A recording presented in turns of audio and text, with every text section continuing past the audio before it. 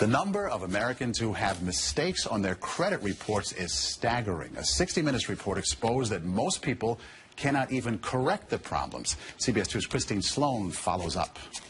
Meg Pasternak says a mistake on her credit report nearly destroyed her credit. We had to present so much documentation to say this wasn't ours, and then we still had to pay something to get rid of it. Pasternak says it took months to resolve the problem. You feel kind of helpless because they got you under the gun if you need to get a new car or a house or for anything. Pasternak is not alone in her frustration. A new government study finds up to 40 million Americans have mistakes on their credit reports. But an investigation by Steve Croft on 60 Minutes finds most people get nowhere trying to correct an error. Ohio's Attorney General tells Croft that is a clear violation of a federal law. The federal law says that if you believe that there is a mistake, you can go to them and they have an obligation to do a reasonable investigation.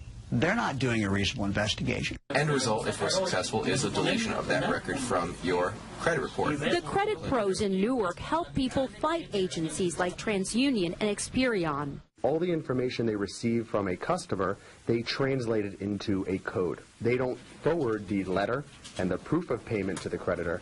They just forward the 3-digit code. So the best way to protect yourself? Go directly to the creditor rather than going to the credit bureau themselves. Another good habit to get into, check your credit report periodically to make sure there are no changes.